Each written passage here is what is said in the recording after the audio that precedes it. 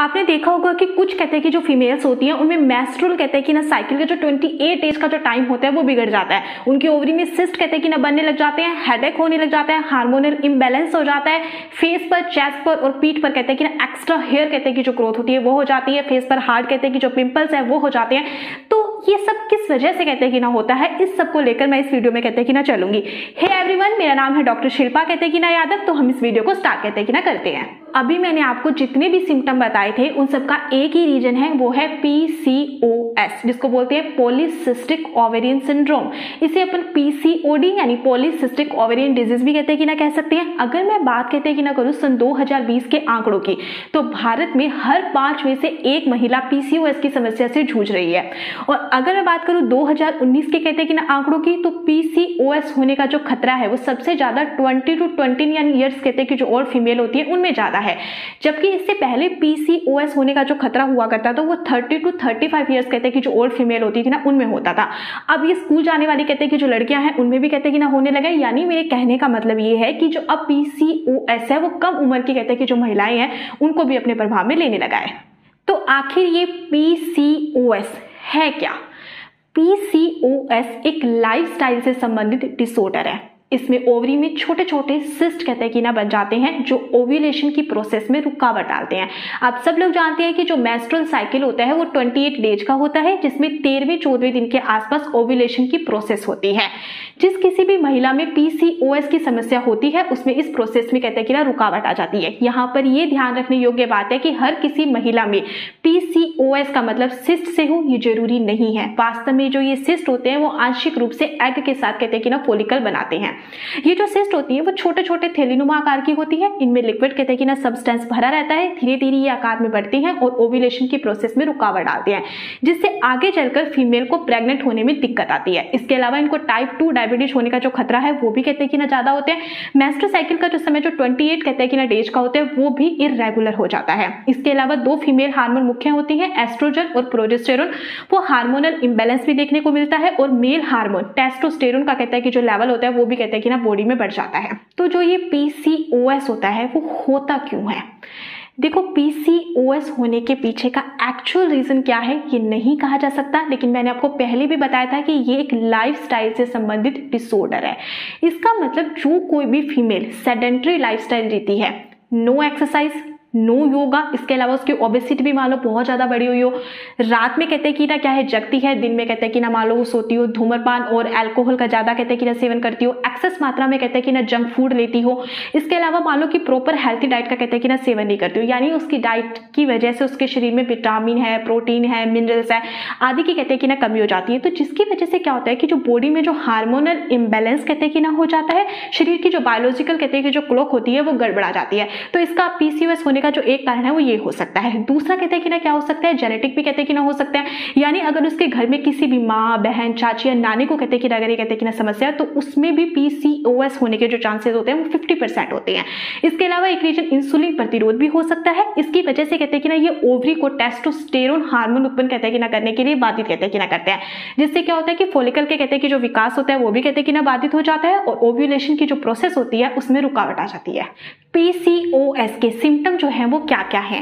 देखो, इसमें मैंने आपको पहले ही बताया था कि मेल हार्मोन टेस्टोस्टेरोन का कहते हैं कि जो लेवल होता है वो बढ़ने लग जाता है, जिसकी वजह से फेस पर हार्ड वाले कहते हैं कि जो पिंपल्स होते हैं वो हो जाते हैं।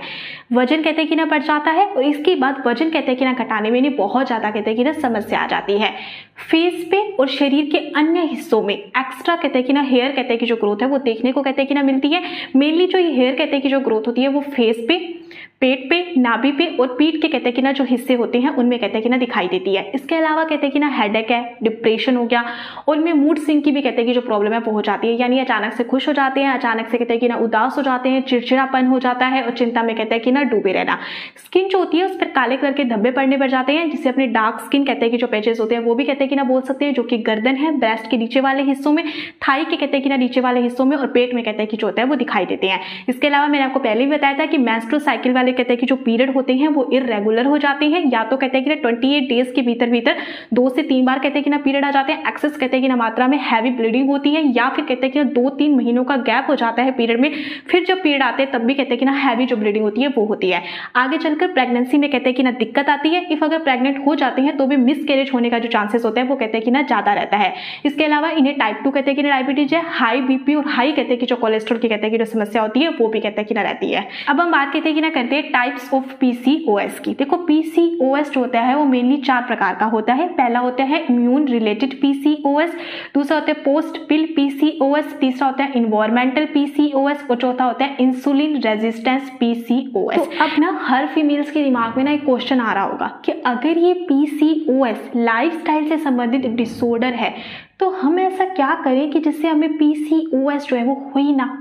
देखो इसके लिए सबसे पहले आपको अपनी जो लाइफस्टाइल है ना वो मेंटेन कहते हैं कि ना करनी चाहिए, यानी कि रात को समय पर कहते हैं कि ना सोना चाहिए और दिन में अपने सारे जो इंपॉर्टेंट कहते हैं कि ना काम है वो कहते हैं कि ना करनी चाहिए। इसके अलावा कहते हैं कि ना क्या करना चाहिए, आपको अपना जो वेट है वो भी कहते हैं कि ना कंट्रोल में रखना चाहिए, यानी डेली योगा और कहते हैं कि जो एक्सरसाइज है वो कहते हैं कि ना करनी चाहिए। इसके अलावा आपको डेली प्रॉपर हेल्थी डाइट का सेवन कहते हैं कि ना करना चाहिए और आपकी कहते हैं कि जो डाइट हो ना उसमें आपकी कार्बोहाइड्रेट, प्रोटीन, विटामिन और कहते हैं कि जो मिनरल्स है वो बिल्कुल सही कहते हैं कि ना अमाउंट में होनी चाहिए।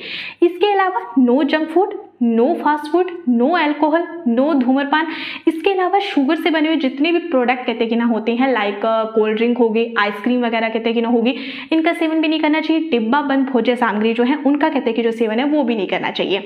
हाँ अगर आपका कभी मन हो तब थोड़ी बहुत मात्रा में कहते हैं कि ना इनको ले सकते हैं, हाँ लेकिन इनका एक्सेस कहते हैं कि ना मात्रा में इनका जो सेवन है वो नहीं करना चाहिए। इसके अलावा आपको अपने आप को मेंटली रूप से भी फिट रखना चाहिए, यानी डेली मेडिटेशन कहते हैं कि ना करना चाहिए। इसके अलावा no stress, no depression, over thinking जो है वो भी नहीं करनी चाहिए और डेली कहते हैं कि ना खुश रहें। आपको पीसीओएस होने का कहते हैं कि जो खतरा है वो बहुत कम होगा। पीसीओएस के कॉम्प्लिकेशन की तो उनमें आते हैं infertility, high BP, high cholesterol, चिंता, अवसाद, sleep apnoea, endometrial cancer, heart attack, type 2 diabetes, breast cancer और बार बार मिसकैरेज होना या फिर समय से पहले कहते हैं कि ना डिलीवरी होना।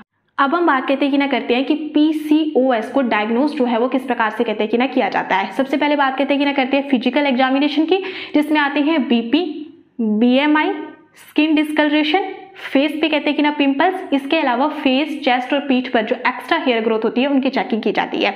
इसके अलावा हार्मोनल टेस्ट आते हैं जिनके अंदर T3, T4, TSH हो गया और टेस्टोस्टेरोन हार्मोन के कहते हैं लेवल का जो टेस्ट है वो भी कहते हैं कि ना किया जाता है। इसके अलावा आता है पेल्विक एग्जामिनेशन, पेल्विक यूएसजी, जिसमें ये पता लगाया जाता है कि ओवरी में कहते हैं कि जो सिस्टम वो कितनी है और कहते हैं कि ना उनका साइज कहते हैं कि जो है वो कितना है। इसके अलावा गर्भाशय में एंडोमेट्रियम की कहते हैं कि जो थिकनेस है वो कितनी है वो भी चेक की जाती है। हम बात कहते हैं कि ना करते हैं पीसीओएस का जो ट्रीटमेंट है वो क्या है। देखो पीसीओएस का जो ट्रीटमेंट एलोपैथी में है वो ये है कि वहां पर हार्मोनल मेडिसिन जो होती हैं वो दी जाती हैं। इसके अलावा ओरल कॉन्ट्रासेप्टिव पिल्स दी जाती हैं और कहते हैं कि ना क्लोमिफेन सिट्रेट हो गया। इसके अलावा एक इंजेक्शन होता है रिकॉम्बिनेंट FSH है, एक इंजेक्शन कहते हैं कि होता है ह्यूमन गोनेडोट्रोपिन जो है वो कहते हैं कि ना जो है दिया जाता है। इसके अलावा लैप्रोस्कोपी है, सिस्टेक्टोमी हो गया और ओवेरियन कहते हैं कि जो ड्रिलिंग होती है ना वो करवाई जाती है। अब मैं बात कहते हैं कि ना करूँ आयुर्वेद जो है उसमें पीसीओएस का क्या ट्रीटमेंट है, तो उसमें मेनली एम्टोटोन कहते हैं कि ना सिरप हो गया, चतुर्विज कहते हैं कि ना चूर्ण, आरोग्यवर्धनी वटी, कांचनार कहते हैं कि ना गुगलू, शतपुष्पा चूर्ण और मुल्लेठी, इस प्रकार की कहते हैं कि जो दवाइयां होती है वो दी जाती हैं। This is only my opinion. देखो अगर आप में से किसी भी फीमेल्स को अभी पीसीओएस की कहते हैं कि ना प्रॉब्लम है तो आपको आयुर्वेद जो ट्रीटमेंट है वो लेना चाहिए, क्योंकि देखो अगर आप एलोपैथी कहते हैं कि ना ट्रीटमेंट लेंगे तो पहली बात तो ये है कि आपका पीसीओएस कभी भी परमानेंट ठीक होगा ही नहीं। दूसरी बात उसमें जो मेडिसिन कहते हैं कि ना दी जाती है उनका बॉडी पर आपके बहुत ज्यादा हार्मफुल कहते हैं कि जो इफेक्ट है वो भी होगा। लेकिन यही अगर आप आयुर्वेदिक कहते हैं कि ना मेडिसिन कहते हैं कि ना लेंगे तो मैं गारंटी से कह सकती हूँ कि आपका जो पीसीओएस है वो परमानेंट कहते हैं कि ना ठीक हो जाएगा बिना किसी साइड इफेक्ट के। इसके अलावा आपको कहते हैं कि ना क्या करना चाहिए कि डेली जो है वो व्यायाम और कहते हैं कि जो योगा है वो कहते हैं कि ना करना चाहिए। इसके अलावा आपको डेली कपालभाति जो है वो तो करना ही करना कहते हैं कि ना चाहिए, क्योंकि वो पीसीओएस में कहते हैं कि ना बहुत अच्छे रिजल्ट कहते हैं कि जो है वो देता है। आई होप आप सबको ये वीडियो बहुत अच्छी लगी होगी। अगर आपको ये वीडियो अच्छी लगी है तो प्लीज इसे लाइक और शेयर कहते हैं कि ना कर दीजिए और मेरे चैनल को भी सब्सक्राइब कहते हैं कि ना कर दीजिए। अगर आपका इस वीडियो से रिलेटेड कोई भी क्वेश्चन है तो आप मुझे कमेंट बॉक्स में कमेंट कहते हैं कि ना कर सकते हैं।